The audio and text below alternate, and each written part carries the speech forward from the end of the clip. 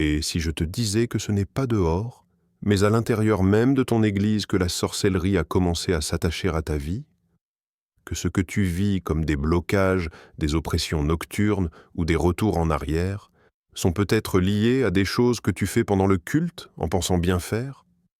On nous a appris que l'Église est un lieu sûr, un refuge. Et c'est vrai, mais seulement si on y marche dans la vérité.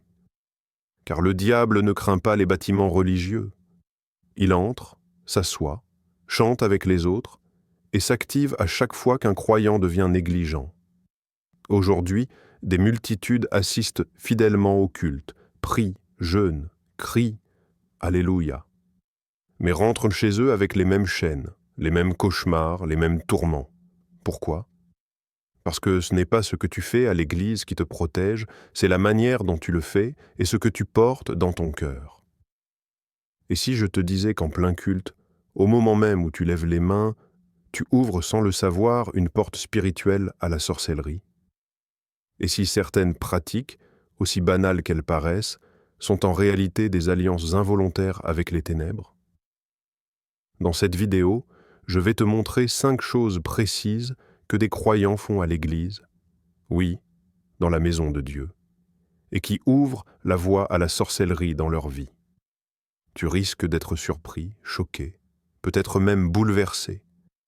Mais la vérité libère, et ce que tu vas entendre aujourd'hui pourrait bien être le début d'une délivrance profonde. Reste jusqu'à la fin, car ce que tu crois être de simples erreurs pourrait être en réalité des pactes silencieux avec l'ennemi. Allons-y.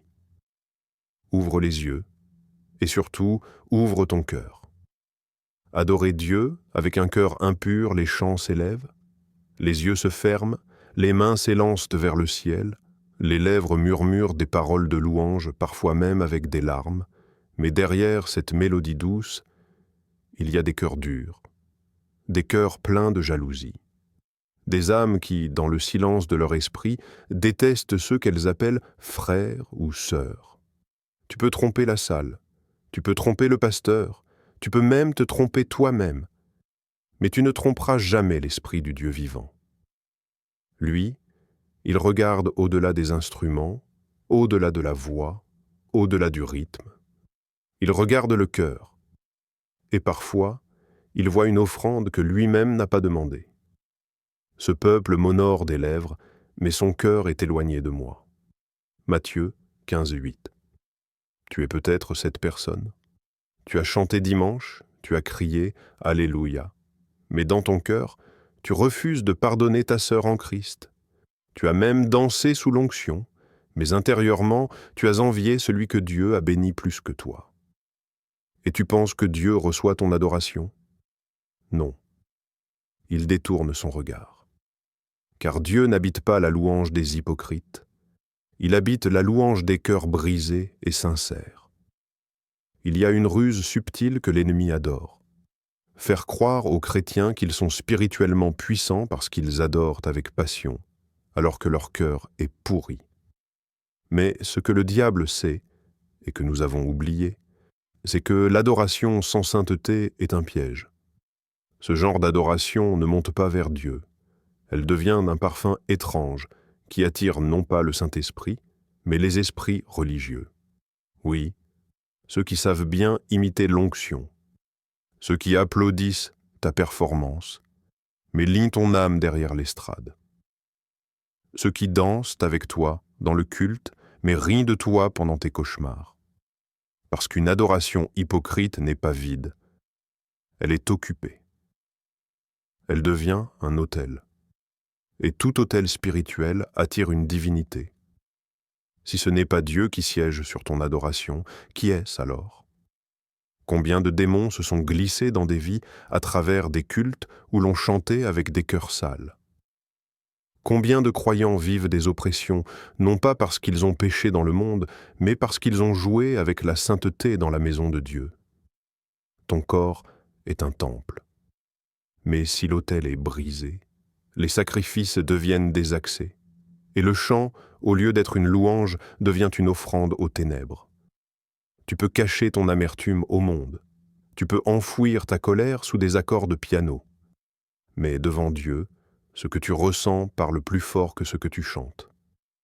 Alors pose-toi cette question. Quand tu adores, qui répond à ton appel? Est-ce le Dieu saint ou un esprit venu ramasser une louange souillée? Car l'ennemi ne craint pas les mains levées, il craint les cœurs brisés. Deuxième, participer à des prières collectives sans discernement. Elle s'appelait Nadège, une sœur douce, toujours fidèle aux réunions de prière. Le genre de personne que tout le monde appelle quand il y a un combat spirituel à mener. Elle ne manquait jamais une veillée, toujours la première à lever la voix, toujours prête à poser les mains pour prier. Mais un jour, quelque chose a changé. Les cauchemars ont commencé.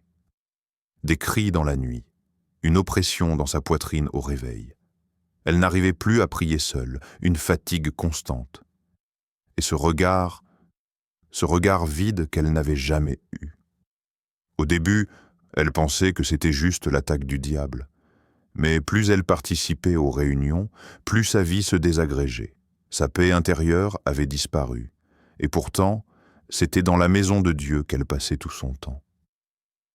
Un jour, après une énième veillée de prière, elle s'est effondrée. L'Esprit de Dieu a conduit une intercession sincère pour elle. Et ce qui est sorti a glacé tout le groupe. « C'est lors de vos réunions que nous entrons », a dit l'Esprit en elle. « Vous êtes trop pressés. Vous ne discernez pas. Vous nous ouvrez la porte chaque vendredi soir. Vous pensez que c'est une fiction? C'est pourtant l'histoire de beaucoup. Combien de fois avez-vous fermé les yeux en prière, sans savoir qui priait à vos côtés? Combien de mains avez-vous serrées dans l'enthousiasme, sans discerner l'esprit qui animait la personne? Dans la ferveur collective, le discernement s'endort.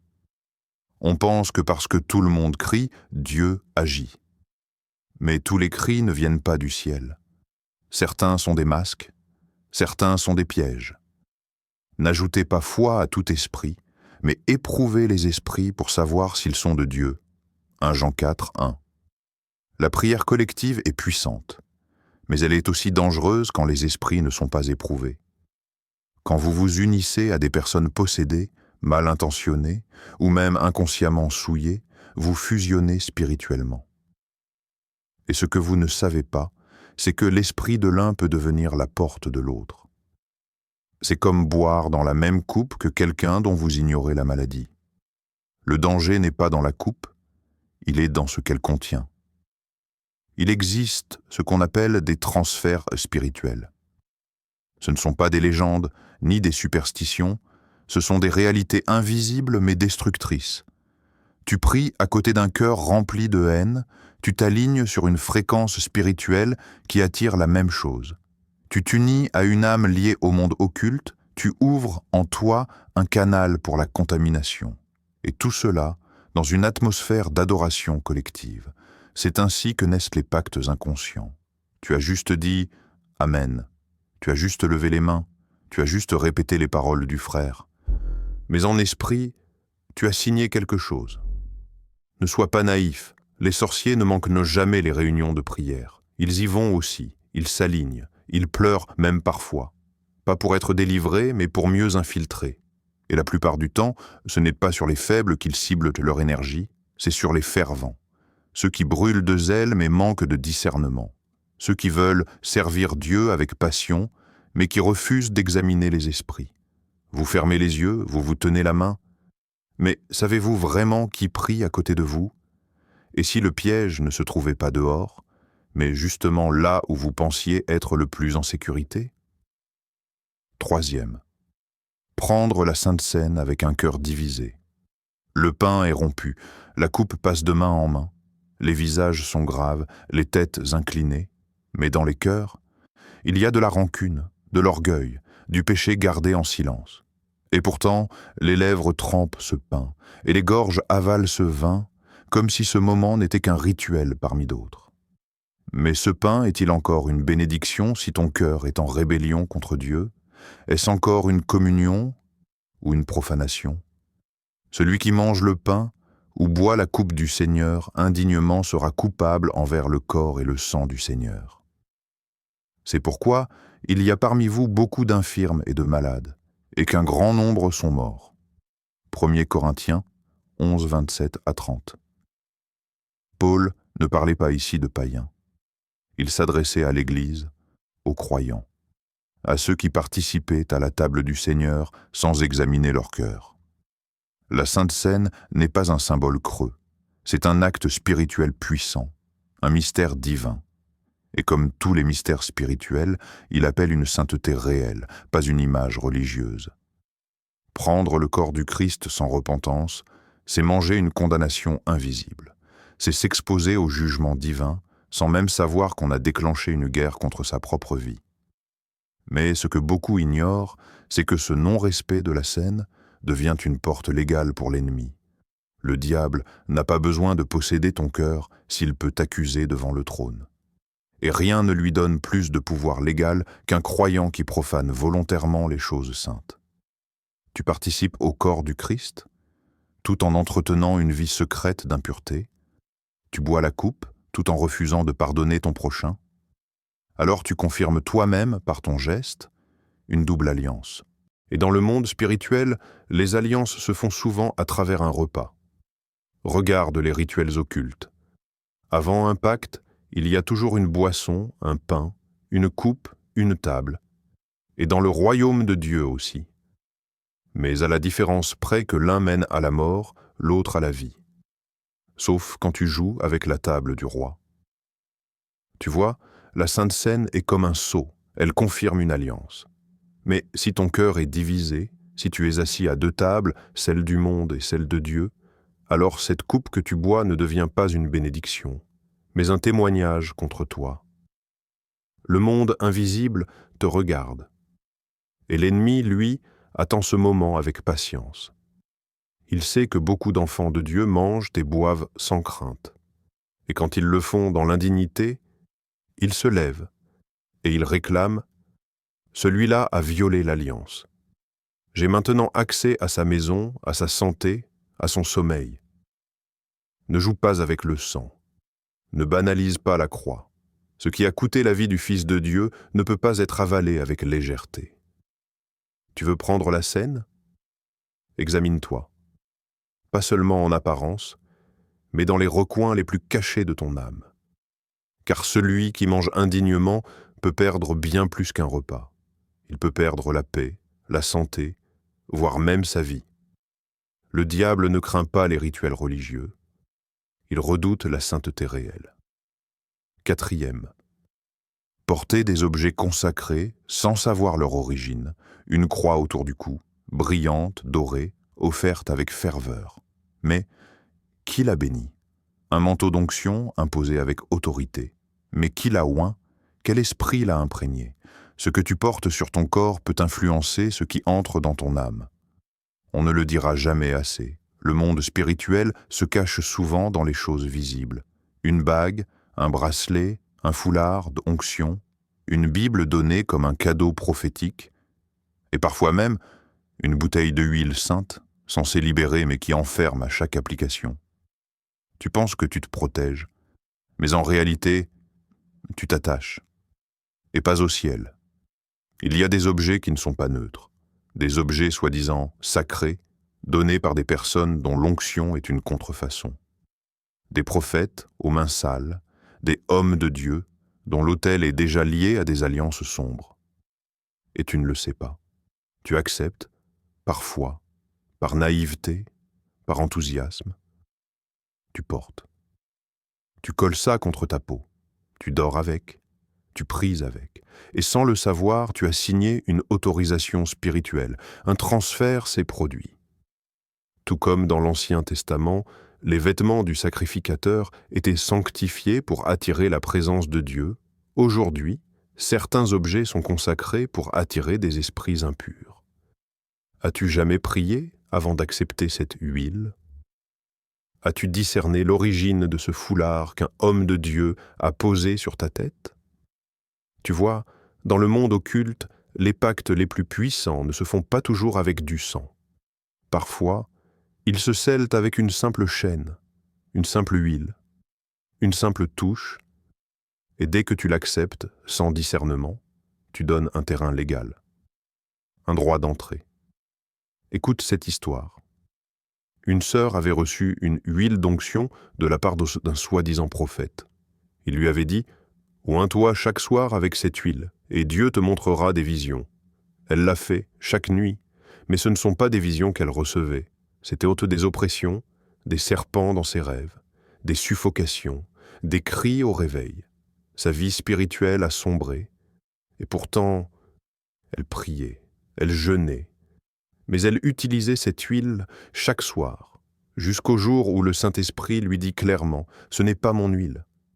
Elle l'a brisée, elle a jeûné, elle a renoncé à cette alliance invisible.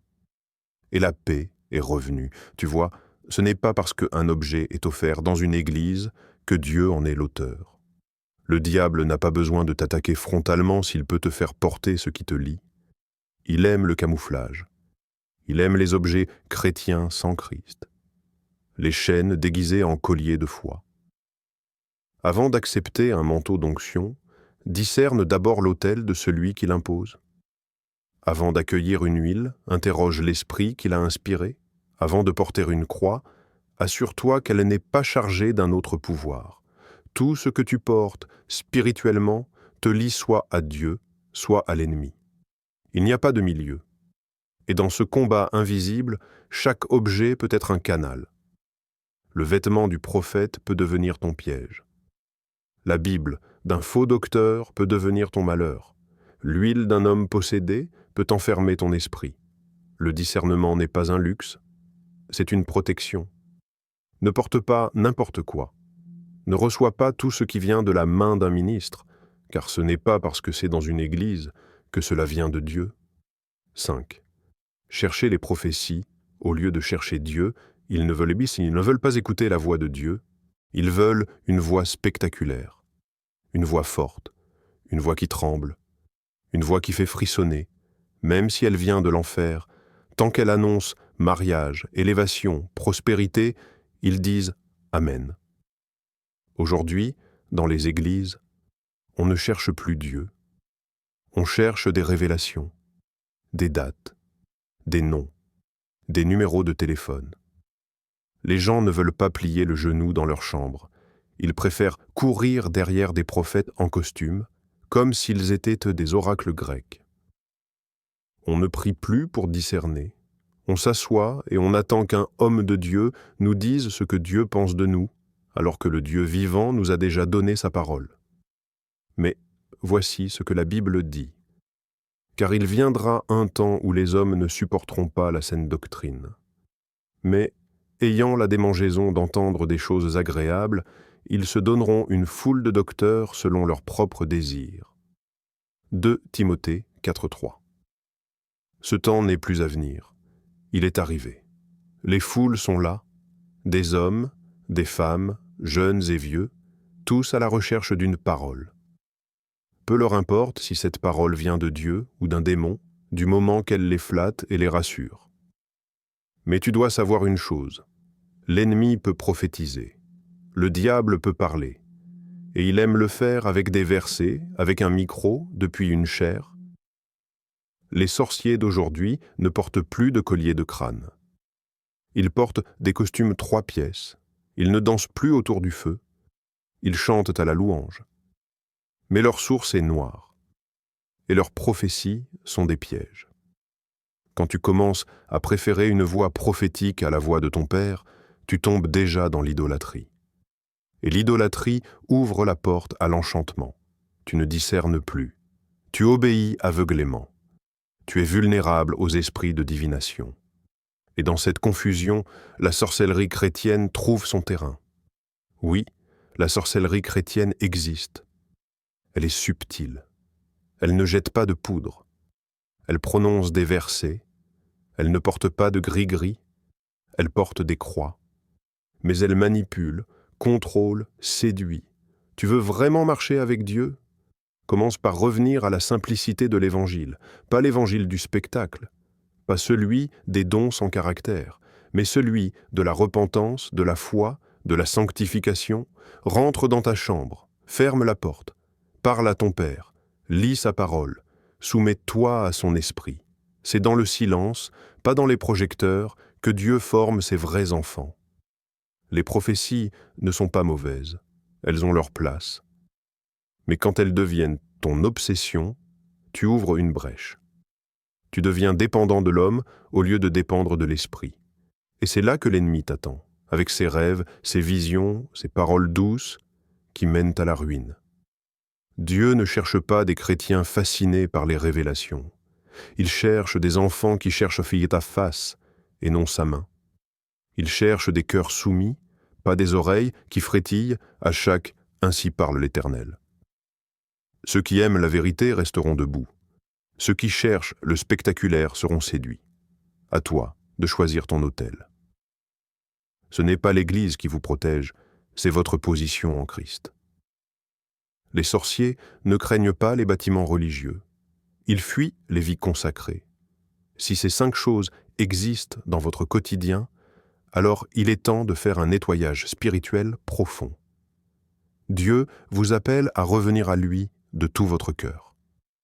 Laquelle de ces 5 erreurs as-tu déjà vue ou vécue? Témoigne en commentaire. Ton expérience peut sauver quelqu'un.